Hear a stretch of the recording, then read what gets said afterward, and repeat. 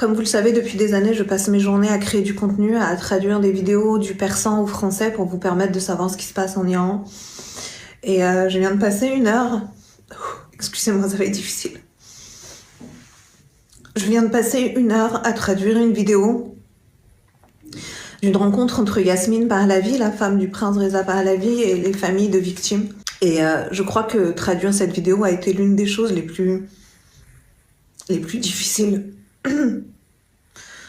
que j'ai eu à faire durant toutes ces années. Je suis moi-même maman de 2 petites filles et je peux pas imaginer comment on peut survivre à la mort de son enfant, surtout dans de telles conditions. Alors par respect pour ces familles, par respect surtout pour le courage et la mémoire de ces jeunes qui se sont sacrifiés pour l'Iran et la liberté, accordez-moi juste 3-4 minutes de votre journée pour les entendre, pour les écouter, mais surtout pour partager. Parce que les grands oubliés,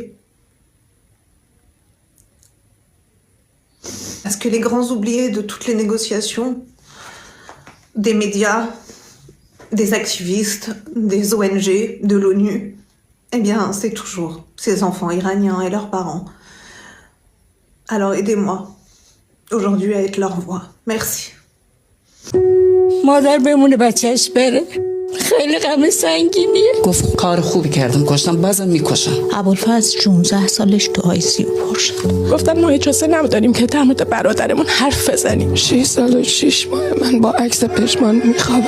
با عکس پشمان بیدار میشم. اگر نیکا رو 1 بار کشتن منو هزاران بار کشتن. آریای من پسری بود که از یه بچه 6 ساله دوست بود تا پیرزن پیرمرد 90 ساله.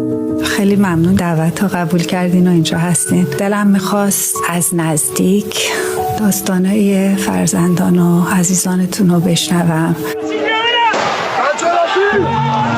سال 78 بود توی دانشگاه سعید و متاسفانه با خودشون بردن. من 13 سالم بود. با افتخار مادر جان فدای راه آزادی پشمان قلی‌پور هستم. من با افتخار مادر جاویدم نوید بهبودی هستم.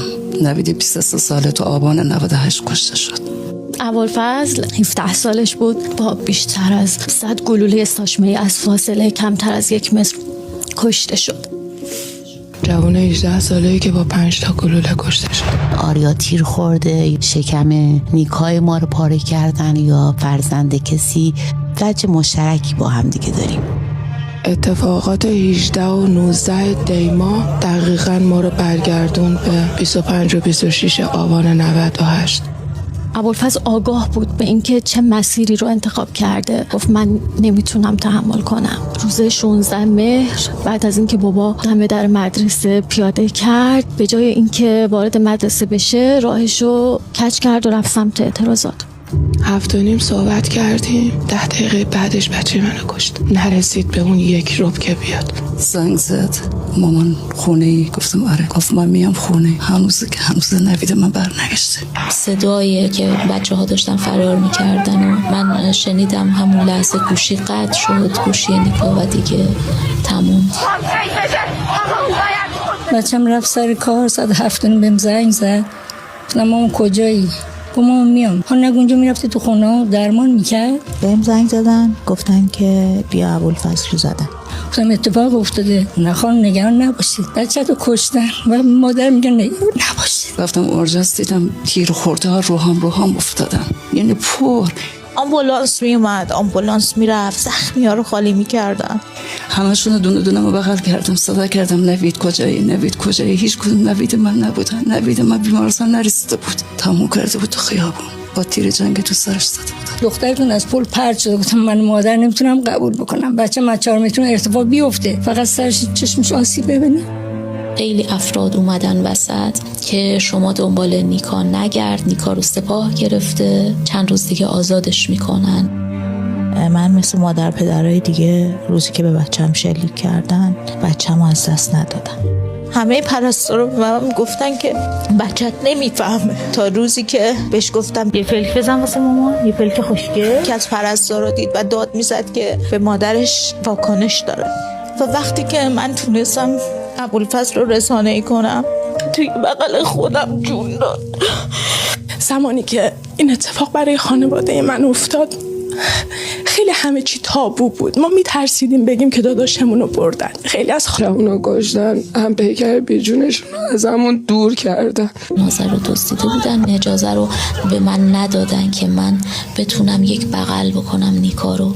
وقتی که میگین اینطوری باهاتون رفتار کرده اصلا باور نکردنیه که این یه ایرانیه، یه پدره، یه برادره، یه پسر یکی بوده یه روزی. اینا انسانن، اینا چی هن؟ اصلا این آدم ها کی هن؟ حقیقت هم اینجا پنهان نمیمونه. عدالت بالاخره حتی بعد از عدالت فکر نمی کنم هیچ وقت کنار باهاش نیومدیم، ولی یاد گرفتیم که چجوری باهاش زندگی بکنیم.